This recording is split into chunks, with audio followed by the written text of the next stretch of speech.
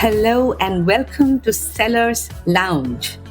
I'm your host, Pritha Dubey, an international sales trainer and founder of Success for Women, where we help organizations create sales superstars by combining the science of selling and the emotional intelligence.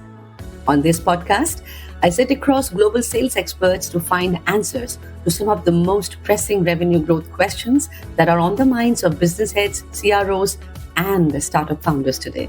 We are spotting the top trends and tools that are disrupting the landscape of sales. Ready to graduate from Sales 101 to Sales 1001? Stick around because class is officially in session. Jump right in. Now. All right. Good morning, good afternoon, and good evening to all of you who have just tuned in and who are listening to this particular episode of our podcast. If you're heading for that important client meeting, this podcast could just be the piece you would want to listen. And stay tuned as we continue to discuss about you and how you can achieve success in your sales game. Who we have today is a very dear friend. And we just shared an immense amount of laughter just before we started the recording. And there's so much in common between him and I. And I would like all of you to kind of enjoy this entire discussion because Frederick Kermisch, who is joining us right now from Sweden, although he kind of dabbles between Sweden and Switzerland, he's the coach to private bankers. And he's going to talk a lot more about what he does. But he's an amazing person with a lot of wisdom, and I wish that this episode we could have probably in 2-3 parts, so that we could get all his anecdotes and stories and entire wisdom. I can bring that to all of you. Fred, welcome to this episode and welcome to our podcast. I'm so happy that you are joining us today. I'm so happy to be here. Thank you so much for having me. And Fred, a quick introduction for our audience, please. What do you do? And please talk about the entire work and what made you become the coach to private bankers. Yeah, with pleasure. So I work with private bankers, private wealth managers. So these are bankers who work with high net worth individuals, usually people with large amounts of money, and they've often sold companies or inherited the money or made the money. I guess that there are a few crypto geniuses somehow, but it's generally people who've made the money who want to make sure they maintain the money. And so they work with bankers. And what we notice is many bankers are very good technically. They usually know significantly more technically than the clients do. However, the bottleneck to communication is the communication, the psychology, the framing, reducing confusion, helping people understand better complex issues, and especially just avoid the confusion sabotaging their success, their happiness, and their enjoyment of their hard-earned wealth or their inherited wealth. And so I work with bankers. I help them communicate better with the clients. I help them get more clarity about the kind of book of clients, so business model they are building, how to move from identifying prospects to getting clients to qualifying or disqualifying for the right reason. So building a system to go from just having names to having a sustainable business, and then making sure that misunderstandings don't come and sabotage their success. And we see that quite often success is actually just sabotaged by misunderstandings. And I think that's a shame. It's a shame for the bank, of course, but it's especially a shame for the clients who might end up being more frustrated or confused or worried or anxious than they need to be. So in short, that's what I do with the bankers. And I'm glad you brought up the framing right at the in the first, because I'm a big fan of your framing.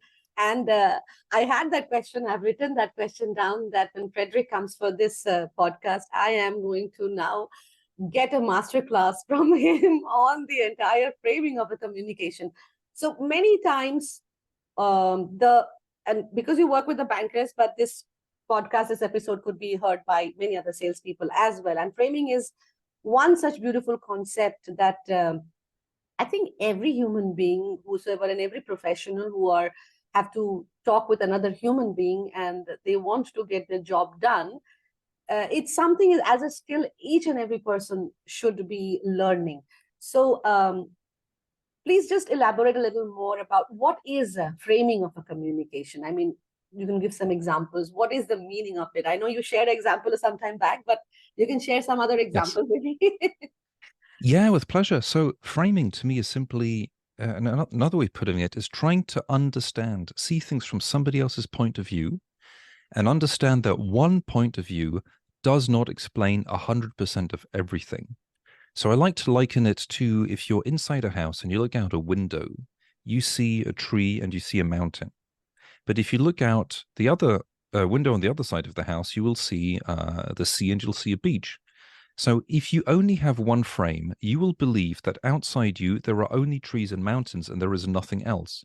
So if someone else says, but I see a ship, you go, that's ridiculous. There are no ships on mountains. You must be lying. That's completely stupid.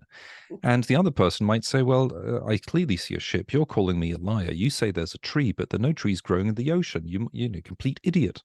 So one way of going through life is to say that everyone who doesn't agree with us 100% of the time is an idiot. And that's what most people do. Another way of seeing it is to think, well, there might be another point of view. Maybe I'm not seeing 100% of everything. Maybe I can begin to try to understand what they're doing, and then we can work from there. So maybe the person looking out and looking at the mountain and the tree is actually looking at a painting, in which case, well, it's not actually a window to the world, it's just a painting. So then I can start adjusting from their starting point. As we know, if we call someone an idiot, usually people don't respond and say, you know what, you're right, I've changed my mind. Usually when people lead with insults, it shuts down conversations, communications. So I give you one example of framing that, so a real example from years ago. I had a colleague who had moved to Switzerland, and he had a conversation with his wife, and his wife said, you know, Swiss people are nice, but they're a little bit cold. And his response was, what? You don't like it here? Do you want us to move back to our country of origin? And she said, no, I don't want us to move back. So he said, in that case, stop complaining. And of course, the conversation didn't go that well. So I reframed this to him. And then he had a better conversation. So my framing was, his framing was, if she complains, she's unhappy. If she's not unhappy, she should stop complaining. So my framing was to say, what I hear is, if you rate Swiss people, their openness and warmth from 0 to 10, they're not quite at 10. They might be around a 5, 6. In other words, it's not a 1 or a 2, but it's not a 9 or a 10. And her point was, if it's a 5 or a 6, well, maybe she gets along better, even better, with people who are at a 7 or an 8. In other words, how much does she enjoy Switzerland? It's not a 10 out of 10, because no place is a 10 out of 10. Obviously, it's not a 0. So it might be 5, 6, 7, or so on. So when he says, if you're not happy, we can move back, she's not upset enough to want to move back. However, she's pointing out that not everything is perfect. So it really clicked in his mind and said, yeah, you know, I think that is what she's been trying to say.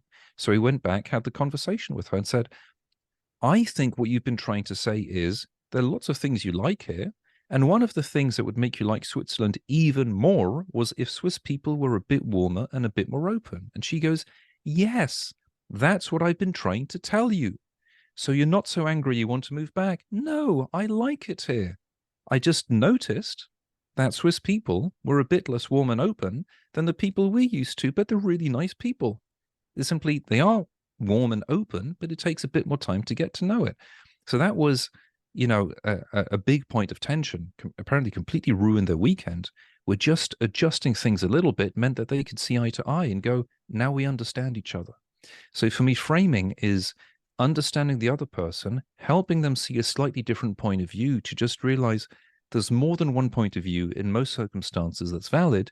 And even if we disagree or we have different, let's say, different preferred points of view, I can see the validity in yours and you can see the validity in mine. And simply we have different points of view, which is enriching. Wow. So what I'm hearing you say is that for us, for anyone for that matter, to be able to frame well, we need to first understand the other person. And now there are 2, 3 elements to understanding the other person, right? One is my own maturity, my own emotional intelligence of do I want to understand the other person? I think a willingness has to be there first. Don't you think so? I mean, first, Yes. because that is something where people will have to do some inner work to kind of move out from being self-centered to, and especially when we're talking in the sales context, and when it is with the client, then we have to move out from being self-centered and everything about me to that, okay, I want to service this person and I want to better understand this person, and I want this person to like me, and I want this person to feel comfortable in my presence. So I think it probably starts that willingness, that do I want to understand that person? And second thing is, if I have to understand, then I need to ask the right kind of questions also to the person so that I'm able to understand. Then only I will know how to frame my communication. Then framing is more like a response, or is framing also in terms of how I'm going to ask a question, the probing?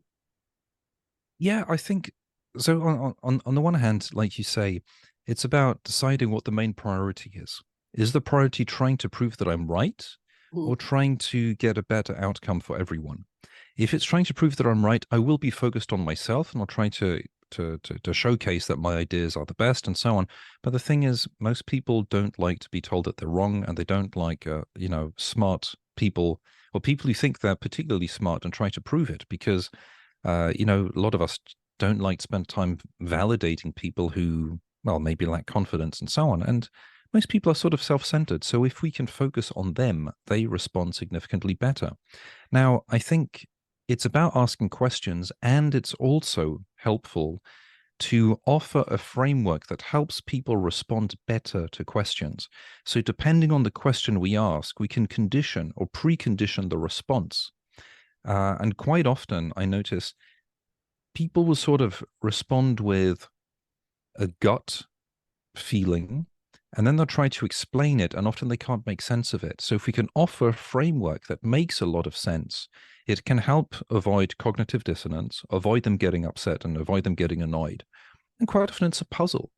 A case in point, I recently spoke with some people in the United States, and I noticed I created cognitive dissonance because I mentioned, and I won't say the names, but people can guess. I mentioned that a very famous person is very persuasive. So to me, that's simply factual. It's like saying the person is tall or the person is whatever. The person is persuasive. And their brains melted and they started arguing, and I couldn't understand, because to me it's factual. You can observe, even if you don't like the person, they are persuasive. But what helped was when I said, another person on the other side of the spectrum, I also find very persuasive. And that's when they understood, me saying the person is persuasive doesn't mean I say that I agree with everything they say, which obviously is stupid, because first of all, I don't know everything they've said, so I can't agree with everything. And secondly, I don't agree with everything I say, because I keep changing my mind. So the whole framework makes no sense. So it doesn't mean I agree with it or that I support them. It simply means I see they have a skill, and maybe I wish they didn't have the skill. I never even mentioned that, but just framing it as being all different types of people can be persuasive. People I dislike can be persuasive. I can recognize the skill in the same way as if I'm watching Argentina, France in football, and I'm supporting Argentina, I can recognize that Mbappe is a very good player.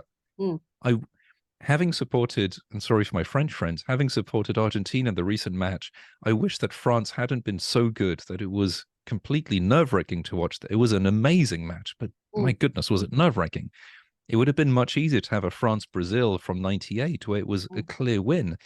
However, both teams were incredibly good, and if I don't have a dog in the fight, I don't really mind. But this is also where the framing is, where people think you have a dog in the fight, so if you say something positive about one thing or another, that's because you want it to be that way. And that's also another frame, is the is versus ought. If you want to have a picnic outside, and I believe it's going to rain, it doesn't mean I want it to rain. It means I'd like you to be aware of the danger that it might rain so you can make an informed decision. Whereas many people will believe that If I mention the dark skies, the dark clouds in the sky, it means I want your picnic to be ruined by rain, which obviously makes no sense. However, nonetheless, a lot of people get confused by this. If I'm not aware of this, then these misunderstandings will sabotage conversations, just Mm, as was the case when I mentioned about the persuasive American president. mm, Like mm, I mm. thought these people were about I mean, they were verbally attacking me, and I had no idea what was going on until it's like, oh, okay, now I understand, so I can correct it by Yeah. saying, and on the other side, these people are also incredibly persuasive. Yeah. So basically, it's a responsibility, a personal responsibility that we have to take, because how the other person is going to perceive is not in my control. What are they going to understand about the things that I have said is not in my control.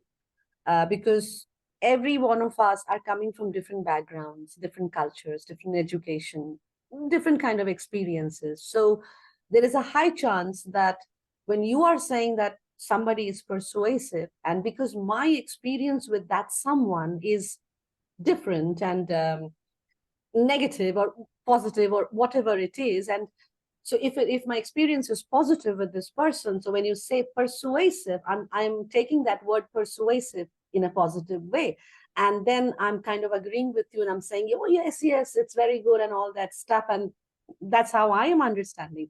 But if my experience with this person has been very negative, then the minute you are saying persuasive, I am taking it in a negative way, and I'm feeling that you probably have no idea about what happens here, and you are just Mhm. coming and being judgmental about, or judging this person or giving your opinion and all that stuff. So Yes. what I'm learning here is, Fred, that you need to take that personal responsibility, that people are from of different maturities, and their perceptions are different.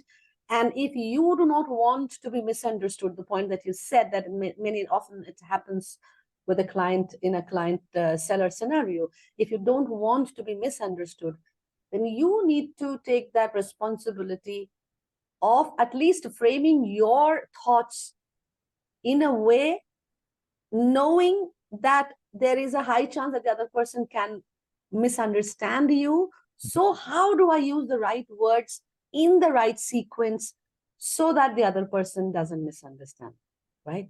Yes, that's exactly it. I'd even go as far to say there's a near certainty that somebody will misunderstand something. Now we have the good faith actors who try to avoid it, and the bad faith actors who do everything they can to misinterpret everything. Yeah. With the bad faith actors, we can't do anything because they're trying to sabotage communication. Most people, fortunately, are good faith actors, and it simply probably comes from some element of tribalism. Tribalism is deeply ingrained in our psyche, and like you say, we often feel, if we have two solutions, A and B, both of them obviously have pros and cons. Mm, However, people will say, I'm on team A, mm, therefore I will hallucinate that solution A only has advantages, and then I will say that solution B only has disadvantages. mm, Then anyone who is sort of nuanced between the two, I will view as an enemy. So I mm, can either go along and delegate responsibility to people, or I can mm, accept that there's a near certainty they will hallucinate things. And if I want better outcomes for everyone, I'll take my responsibility to do what I can to limit it, such as the framing.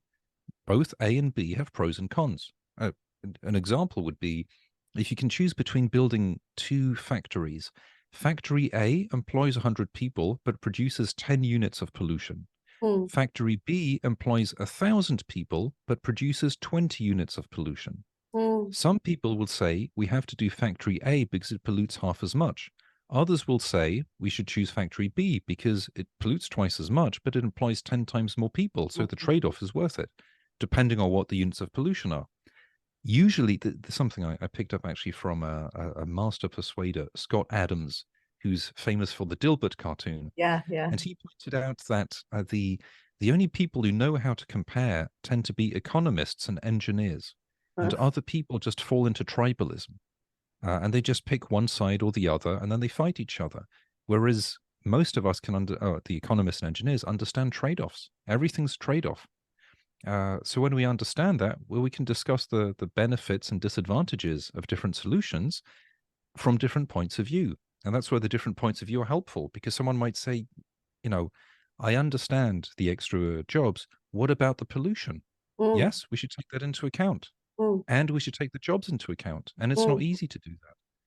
So mm, if we're aware of this, we can simply reduce the risk of getting sabotaged. And mm. I think most of us benefit when there's less sabotage. There's so many the sales concepts that are coming into this trade-off aspect. Why in sales we say that find out from the entire aspects that you're dealing with it. What is it that your client is valuing? What is the value to the client? It's a way that typical example that we use in negotiations regarding the orange. That when we have an orange and there is a negotiation happening between you and me on that orange, figure out that what is it that the other person is valuing and what is it that you are valuing, because there is a high chance in that orange game we say that one person is actually eyeing the pulp of the orange, whereas the other person, who is probably from a cosmetics company, is eyeing the peel of the orange, and Yes. so there is, if you understand that what is it that the other person is valuing, then you will actually be able to present your thoughts in terms of the value that they are seeking. And that is Yeah. where I think the trade-off can happen. And Yes. one of the aspects, in when I speak with the salespeople, I tell them that whenever you're giving a proposal, normally they will say that this is what our proposal is. This is what we can do for you, and this is what the commercials are for that and everything. I try and say that, this understanding of this trade-off, try and give three options to them of the same thing. The same deal can be done with you in three different ways. And for each of those three different options that you are providing, give the advantage and disadvantage of all the three ways. Give the pros and cons of all the three different ways that this deal can be done with you.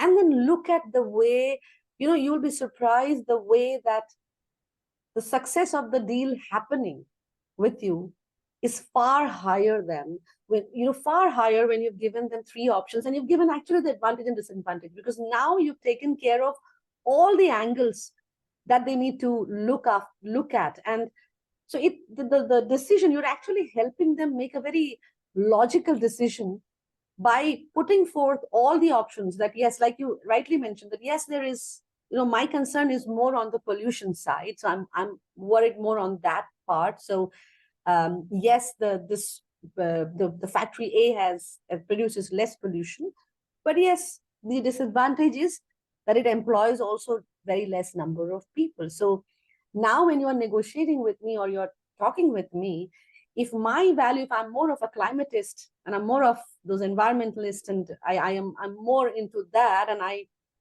have that activism in me, and I'm more very, very focused on the climate piece, then I will say, yes, fine, they're not employing much, but I think we can live with it, and we'll still go ahead with the climate piece. And probably that will be understandable to both the parties. But if you choose sides, because if you've already come prepared with in your mind that I have to pitch the factory B only. Yes. Then and it's true. I think one of the risks is walking into conversations as a conflict, and I don't think that's helpful. And it could be that if you do the math, you realize that there's a factory C you could build that would employ 800 people, but only produce 15 units of pollution. So there's sort of a trade-off. And then you can just go through the different models and understand what the trade-off is. It might also be that if you employ 1,000 people, you raise more people out of poverty. Them getting out of poverty means that they will pollute less, or they will be able to replace the car or so on. So maybe the overall cost will be different. All of these decisions are incredibly complex. That's why approaching them, just like you said, as a conversation, makes a lot of sense. Something I found also when it comes to proposals is to lay out clearly the assumptions we're making. So to say, I'm making these assumptions. depending on which things you overweight or underweight, we can get different outcomes. I've given you 3 examples here based on, and I'm clear about the assumptions and the weighting. Then something I found works beautifully is to say, it's nearly certain that there's going to be something you dislike in these proposals, in all of them. The things you dislike, there are 2 possibilities, and this is another frame. Either it's something on which I have no flexibility, and it might be a deal breaker, so it's a good reason for you to turn it down, or it's something on which I have flexibility, and if I can change it to make it better, I'd love to do so. So would it be okay to share your feedback with me? Because either it's a good reason to just disqualify the project for a valid reason, or it's a way to make the project even better. And if I can do it even better for you, I'd love to make it even better. That's a way to invite the feedback and say, well, obviously I'm not going to be 100% right. That's normal. So let's turn it into a conversation. And that will help me deliver better for you. And I think that's what a big part of sales should be, is I'd like to give you better than, I'm thinking up something and I'd like to make that even better. And that is going to save the salespeople from getting ghosted by the client. Yes, exactly. That's so important. Yes, imagine one biggest pain for a salesperson, that the minute my proposal has gone, suddenly, poof, the client vanished and nowhere to be found. I can't reach them. Yes, and the tragic thing is, when the person asks for the proposal, it's always a valid question to ask, are you asking for this because you have a clear idea of what you're looking for? Or are you hoping that by comparing different proposals that are probably going to be incredibly different, that will give you a clear idea? Or have you made up your mind you're not going to work with me, but you don't know how to say no, and you don't want to be rude, so you make me work on a proposal? Here again, framing, we have different possibilities. If they are 100% clear with what they want, but I'm not clear, then I should ask the question before I fill out the proposal, because if I can't do it, I don't want to waste their time. If they're not 100% clear, generally going to compare proposals increases confusion. It doesn't decrease it. A case in point, recently I bought up a stand-up paddle. I bought a stand-up paddle to do, paddling on water. I thought it would be straightforward. Are you kidding me? The more time I spent reading it, the more confused I got. And then I finally bought one that I thought was amazing. And then I realized that there was a strange shape. And afterwards I read that actually the different shapes for different things. Fortunately, the one I got was good. But I spent hours and I got so confused because the whole technical side is really not easy to sort through. So if people don't know what they're looking for, pushing more information to them usually just increases confusion. But more confusion means worse decisions. And I don't want people to make worse decisions. So my goal is to decrease confusion. And I think salespeople should be there to decrease confusion. In the same way, if someone wants to buy a camera, you can, or actually, I like the example of guitars. Someone walks into a store and says, I'd like to buy an electric guitar. You have the salesperson who will say, well, great. We have 100 different guitars, 100 different amplifiers. You have 10,000 combinations. How much time do you have? That's one option. The other option is to say, what kind of music do you like to listen to? And based on that, or do you want to play? Based on that, I'll guide you. If you're more of an AC/DC fan, I'll guide you to a Gibson SG because that's what Angus Young plays. If you're more into Guns N' Roses, I'll guide you towards a Les Paul. If you're more into Eric Clapton and Red Hot Chili Peppers or Jimi Hendrix, I'll guide you to a Stratocaster. If you're into Bruce Springsteen, I'll guide you towards Telecaster because clearly that's what you're looking for.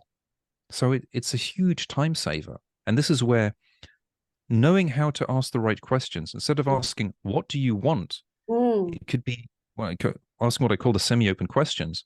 I'd like to know what you want. Generally, people are looking for A, B, C, or D, but maybe you're looking for something else. So we help people sort of provide an answer, but they wouldn't have been able to give that answer if we hadn't suggested it to them first. This is a masterclass happening again for me. All the episodes that I'm going through right now, Fred, every episode is a masterclass happening. And it's kind of making me wonder that should I start charging for these episodes from everybody?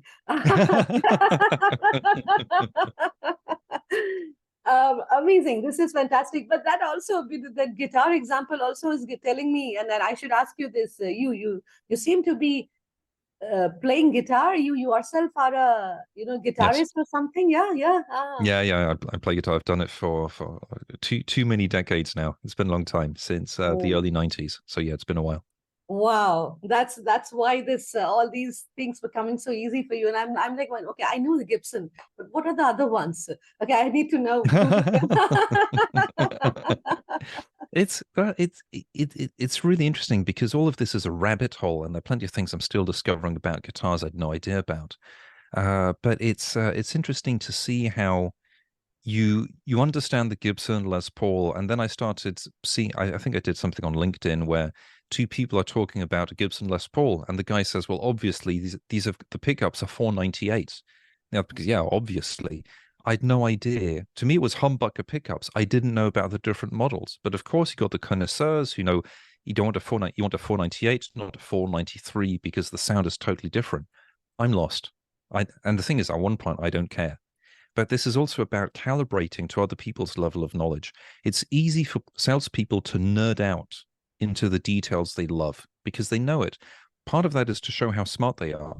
Yeah, It sort of goes back to what we said before. We want to show how smart we are. yeah. But if the person isn't nerding out with us, we're just confusing them and probably annoying them. So that's not the best. It's not the best solution. Yeah, yeah, absolutely, absolutely. And that is where again, probably one, of course, at least if you can't have something common. For example, if somebody comes and meets you, a private banker comes and meets you to pitch to you, maybe they don't have that knowledge in guitar. Probably they won't be able to talk to you on that common subject.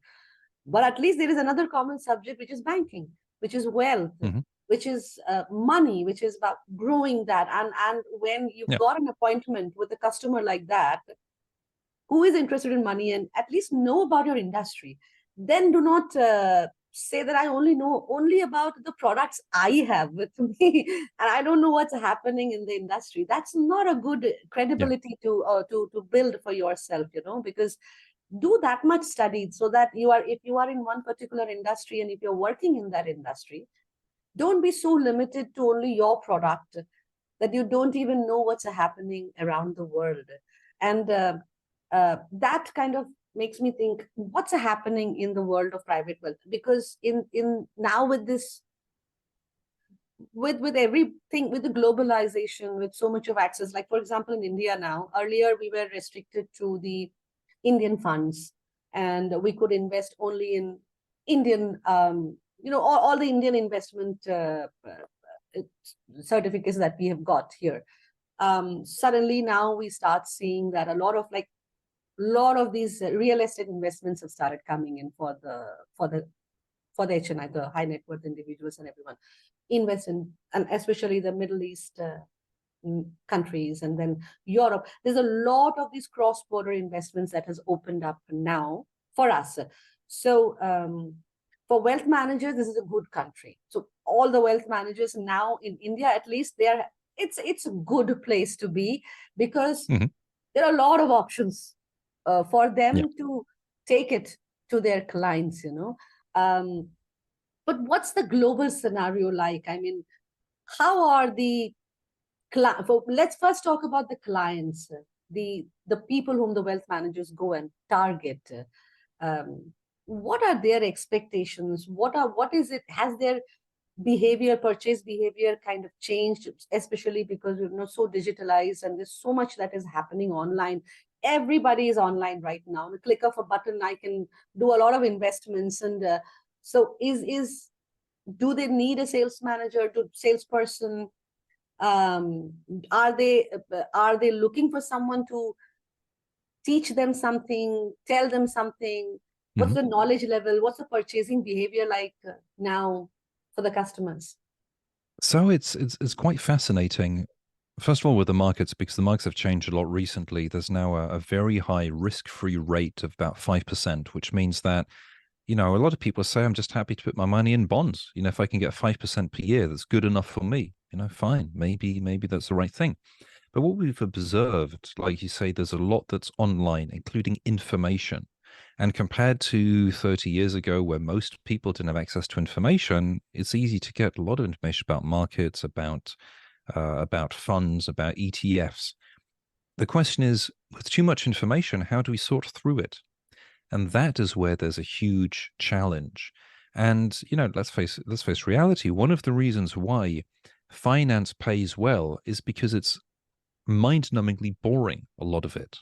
Most people wouldn't be, let's say, fund analysts in their spare time as a hobby.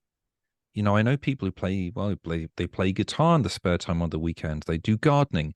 I don't know anyone who reads through fund investment brochures just because they think it's fun. They'll build model trains or model airplanes, but they won't get into fund management.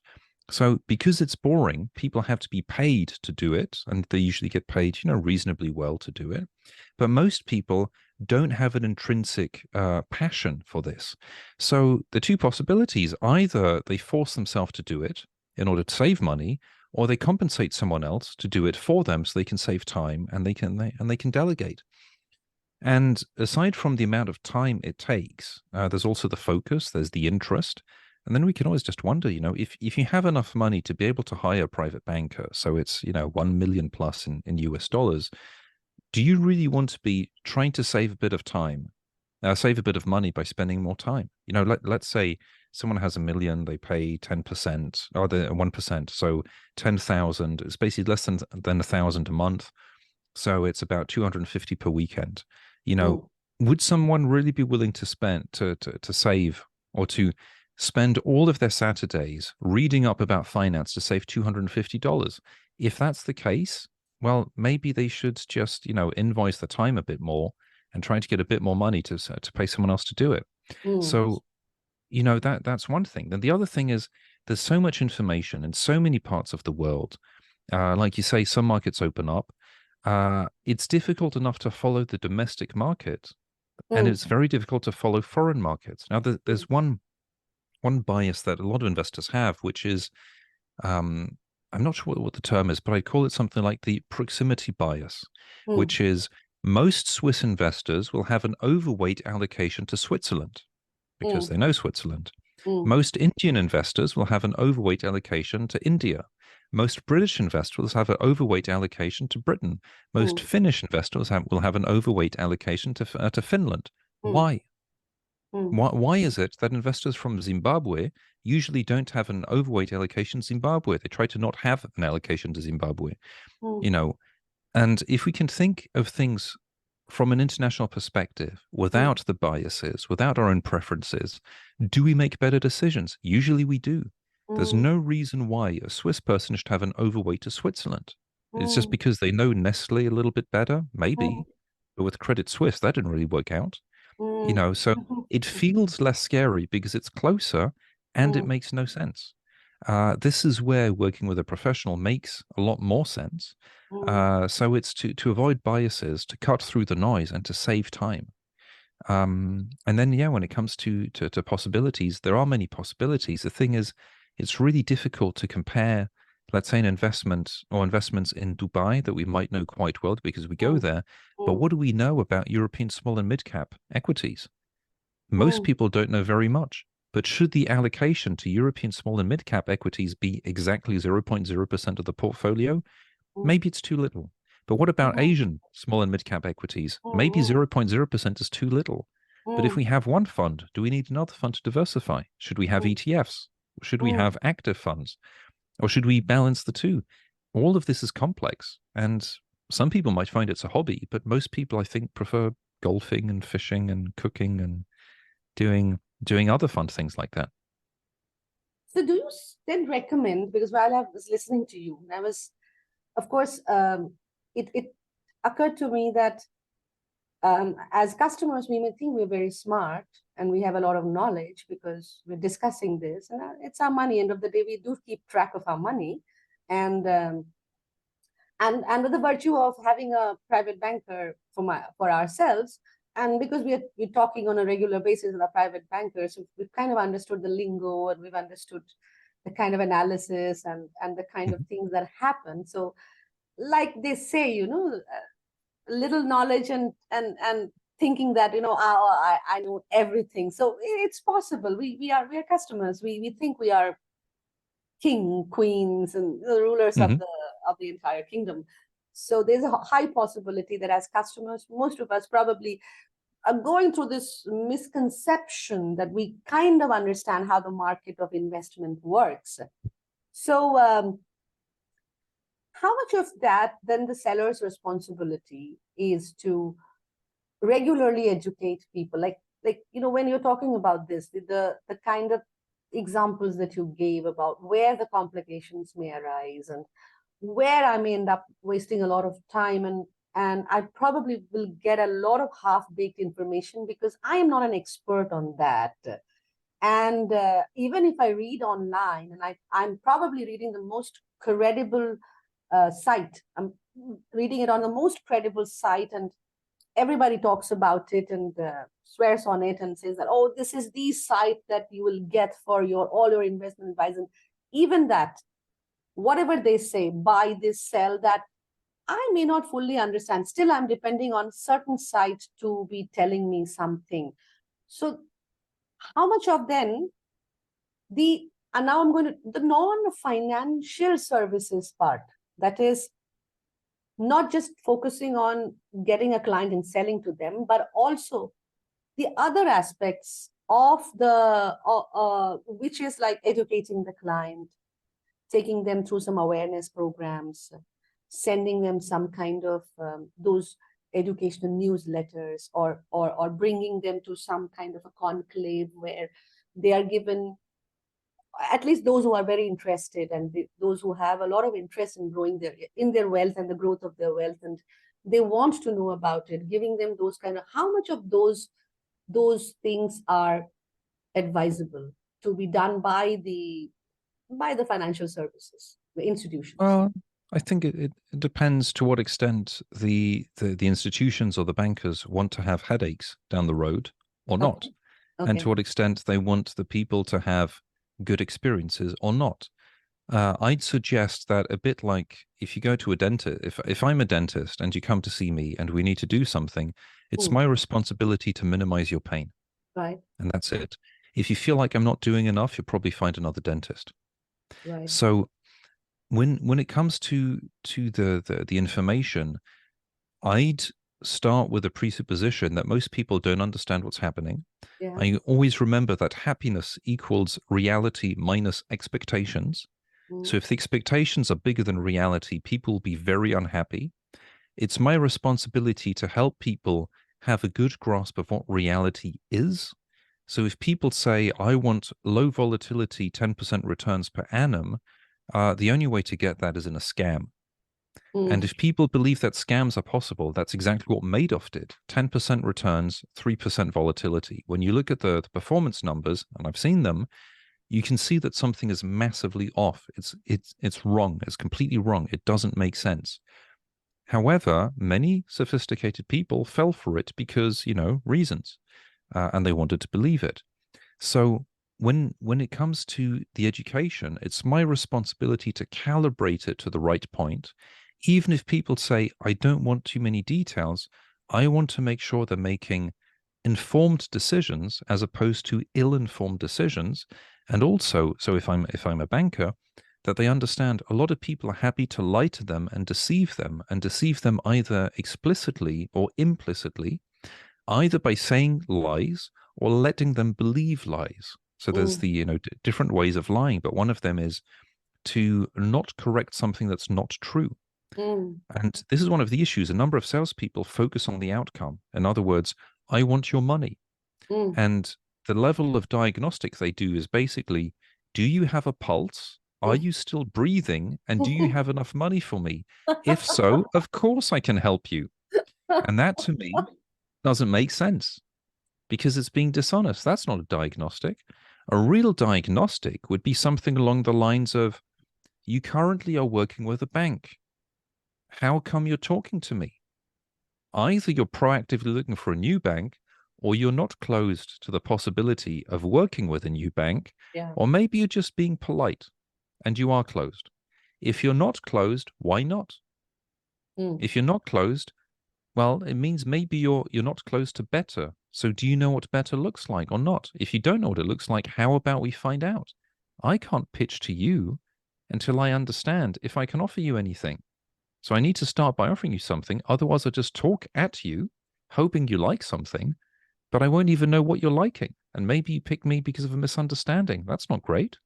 So this is where, to me, it's the salesperson's responsibility to make sure you don't have misunderstandings, because otherwise, imagine you sell a nice room in a hotel, and the client calls and says, "I don't understand. We don't have the private suite with a private swimming pool." You go, "We never said there was a private swimming pool, but I believe there was. I told you I thought there would be. I'm furious. I'm going to leave you a 1-star review on, Google or TripAdvisor." Well, that's in nobody's best interest. The person's upset. They're being obnoxious. All of this could have been avoided. So it's up to me to figure out, what are they thinking? What are the expectations? How do we match this with reality? And how, there's something keeps coming to mind to me, is how do we make sure there are no surprises? There shouldn't be amazingly good surprises or amazingly bad surprises. If a portfolio should deliver between, let's say, -2 and +8% per year, if it's delivering 50% in 1 year, there's a big problem. Mm, Something happened. It mm, could be there's a big exposure to NVIDIA. But mm, if you're between -2 and +8%, you shouldn't be getting 50% in 1 year. That is not normal. Something is wrong. And if it goes up too much, it could go down too much. We don't want that. That's what the crypto thing does. mm. People say, yeah, but the upside is great. Yeah, but you can also lose 90% within a few weeks or a few Yeah, days yeah. on the off chance. You don't know. If you're comfortable with that, fine. But if I'm trying to sell you some crypto because maybe there's a thing and you end up losing a lot of money and you're upset with me, I let you down. And Yes. me letting you down is not an option. It's not good. I wouldn't sleep well at night. You'd be right to be upset. And why would I let someone down if I can have a sustainable business model that really helps them? I might as well focus on what actually helps rather than try to mislead, because it's very selfish. Misleading people doesn't feel good. What you're also suggesting, Fred, now is that you should be ethical. Yes, absolutely. Absolutely. The being ethical is, well, the alternative is being unethical. Mm, Being unethical involves lying and deceiving. mm, If we need to lie and deceive to have a business model that works, we mm, have a relevance problem. It's either a relevance problem or a competence problem or an ethics problem. If mm, it's an ethics problem, we need to stop and examine our conscious mind and decide what kind of life we want. If we're irrelevant, we need to think a little bit more. And if we're incompetent, then we need to develop the competence. But if we can sell something ethically and competently and it works, life's amazing. That's the, I think of the I forget his name, like the top chefs, the guy at Noma. He goes, "I tell you what, I'm not cheap. You know what you get, and people like it." Or I wrote about Jiro, the sushi chef in Sushi, Japan. sushi set. Yes, yes, yes. Yeah. Yeah, who's amazing. You know what you get. It's sushi. It's fish on rice. It's the best rice you've had and the best fish you've had. Yes, I'm not cheap, and you know what you get. And people walk out of there and they say, "Thank you, that meal was amazing." Okay, that's a much better way to live life than to try to sneak things, cut corners, have people not be very happy, Mm, and why let them down if we have an alternative? I, to me, it makes no sense. Maybe there is no alternative, but then we should work on the relevance. First of all, the relevance, and then the competence, and then of course the ethics. If somebody's sneaking me dodgy fish in the sushi, I'm going to be sick. I don't want that. And why would anyone be unethical if they have a choice, unless they like it? But then yeah. they're completely disqualified.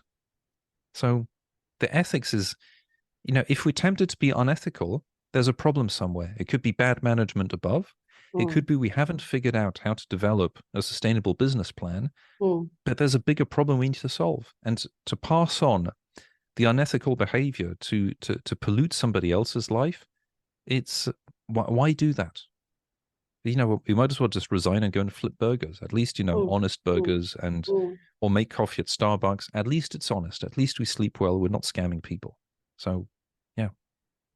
I think that's a great point you mentioned, that if there is a practice of, or a habit of unethical practices happening among the salespeople, and if it is a common thing among all, so one or two, we can still understand.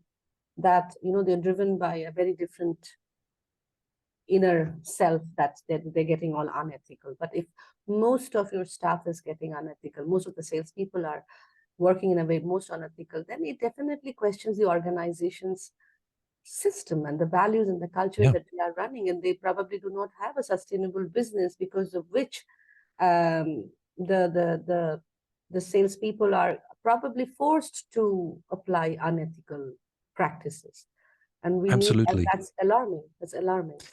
It's completely alarming. I'm reminded of the work of Paul Ekman, the psychologist who worked on microexpressions and deception and lies.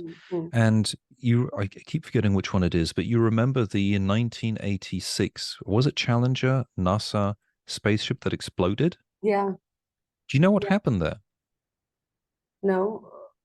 So the story was they postponed 2 launches, and the head of NASA said, I don't want any excuses. We're not going to postpone the next one. Yes, I remember. And this engineer noticed that the temperature would be too low. There was a risk that one of the rubber things wouldn't be working properly. He told his manager, said, we have to escalate this. This is a problem.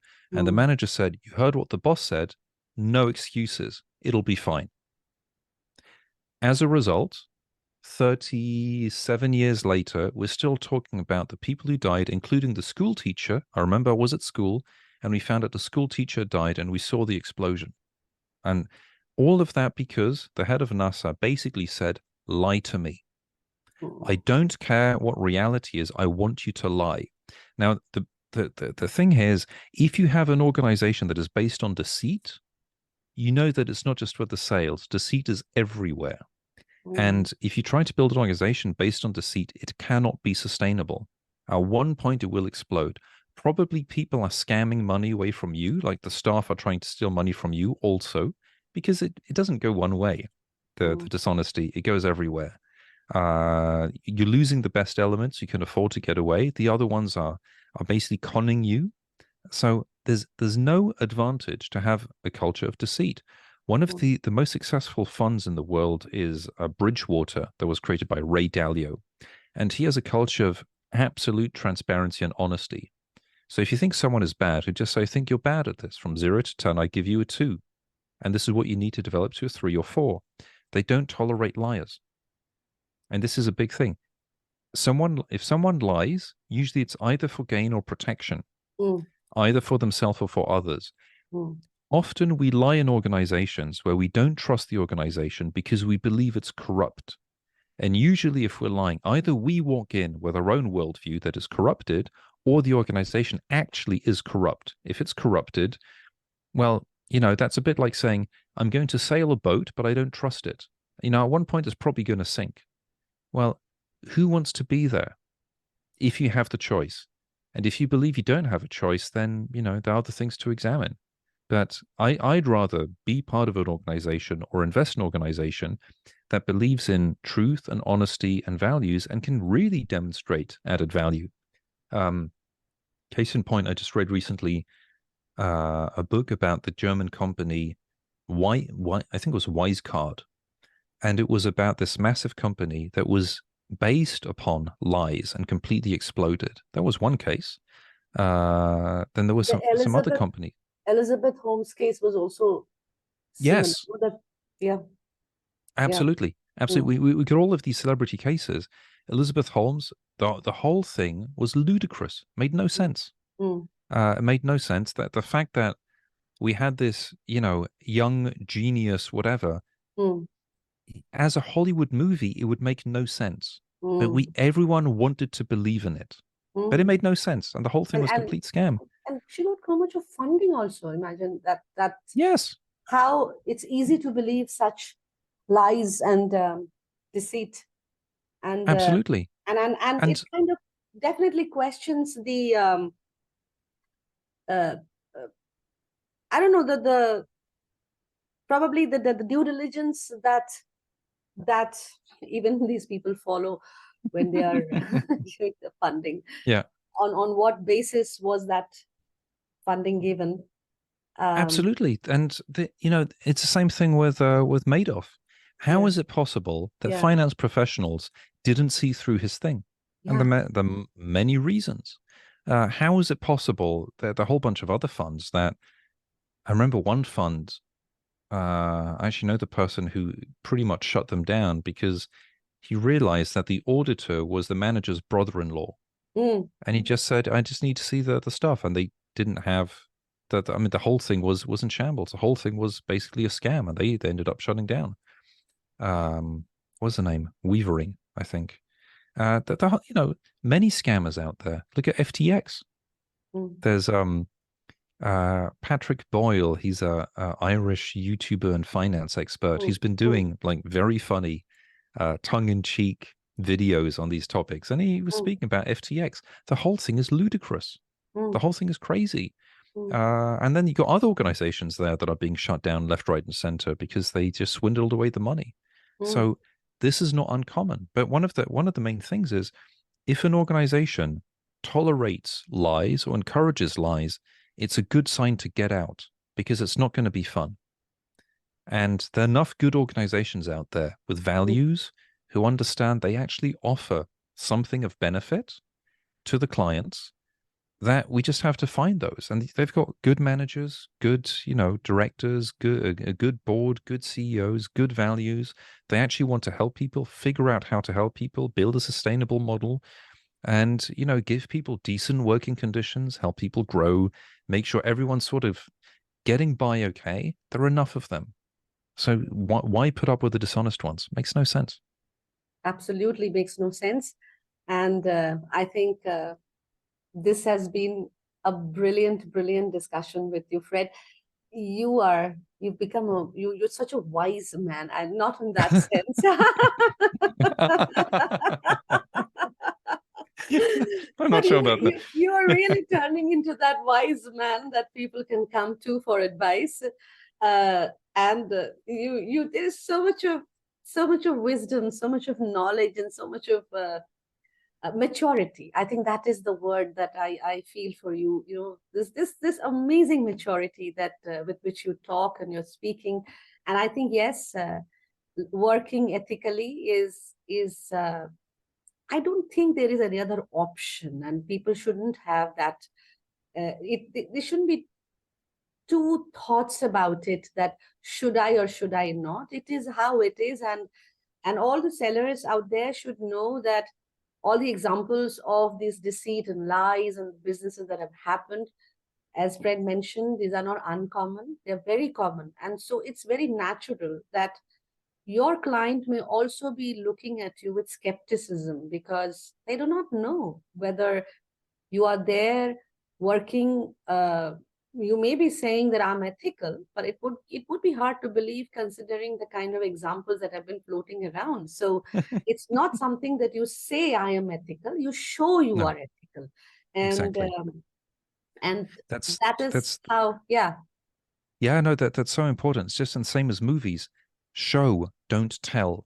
Don't tell. I remember someone was talking about one of the, I think it was DC movies where you have the voiceover saying that Harley Quinn, the Joker's girlfriend, is fearless and even more crazy than he is. And in Yeah. the next scene, the Joker's driving around and she's screaming, "Stop, this is scary." And you go, it doesn't add up. And and you're right, if you tell someone I'm ethical, that's usually a sign that you probably aren't, because Yeah, otherwise, why would you say it? why would you say? However, one of the things, if somebody asks, why can you help you?